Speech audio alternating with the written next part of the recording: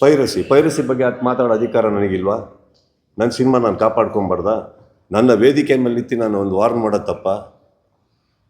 ಈಗ ನಾನು ಕೇಳ್ತಾ ಇದ್ದೀನಿ, ಎಲ್ಲೋ ಅವ್ರು ಹೇಳಿರೋದಕ್ಕೆ ಈ ಥರ ಹಿಂಗೆ ಅನ್ಬೇಕಾದ್ರೆ ದಯವಿಟ್ಟು ನೀವು ಸ್ಪಷ್ಟತೆ ಅಲ್ಲಿ ತಗೊಳ್ಳಿ, ಯಾರಿಗೆ ಹೇಳಿದ್ದು ನೀವು ಅಂತ. You have to take that ಆನ್ಸರ್ನು. ನೀವು ಅಲ್ಲಿ ಅಡ್ಗೋಡೆ ಮೇಲೆ ದೀಪ ಇಟ್ಟಂಗೆ ಹೇಳ್ಬಿಟ್ಟು ಹೋಗ್ಬಿಟ್ರೆ ಹಿಂಗೆ ನನಗೆ ಕೇಳಿದ್ರೆ ಈಗ ನಾನು ರಿಯಾಕ್ಟ್ ಮಾಡೋದಾ? ಓಕೆ, ನೀವು ಕೇಳೋ ತನಕ ನಾನು ರಿಯಾಕ್ಟ್ ಮಾಡೋದಾ? Because I don't feel it is for me.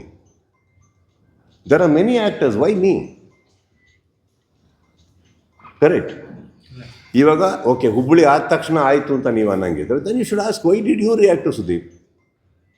If it is me, that is. ಅಲ್ಲಿನ ಆಪ್ತರನ್ನ ಕೇಳಿದಾಗ ಅವ್ರು ಹೇಳ್ತಾರೆ ಪಡೆ ಅನ್ನೋ ಒಂದು ಪದ ಯೂಸ್ ಮಾಡಿದ್ರು. ಯಾಕೆ? ನಮ್ದು ಪಡೆ ಅಲ್ವಾ? ನಂದು ಪಡೆ ಅಲ್ವಾ?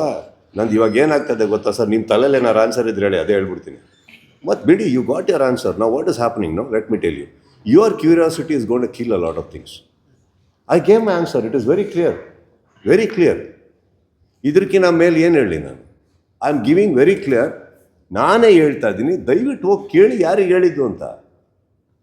ವೇದಿಕೆ ಹತ್ತಿ ಏನೋ ನಾನು ಅದು ನೋಡಿಲ್ಲ, ಇವತ್ತು ಇಂಟರ್ವ್ಯೂಲ್ಲಿ ಯಾರೋ ಹೇಳಿದ್ರು ವೇದಿಕೆ ಹತ್ತಿ ಇಂಟರ್ವ್ಯೂಗಳು ಕೊಡ್ತಾ ಇದ್ದಾರೆ. ಅಲ್ಲಿ ನೋಡಿದ್ರೆ ಡಿ ಕೆ ಸರ್ ಹತ್ತುತ್ತವ್ರೆ, ಸಿದ್ದರಾಮಯ್ಯ ಅವರು ಹತ್ತುತ್ತಾರೆ, ವೇದಿಕೆ ಇಂಟರ್ವ್ಯೂ ಕೊಡ್ತಾವ್ರೆ. ಅವರ ಈ ಕಡೆ ಇವರು ಶಿವಣ್ಣ ಅವರು ಹತ್ತುತ್ತಾ ಇದ್ದಾರೆ. ನಾವು ಹತ್ತುತ್ತಾ ಇದ್ದೀವಿ.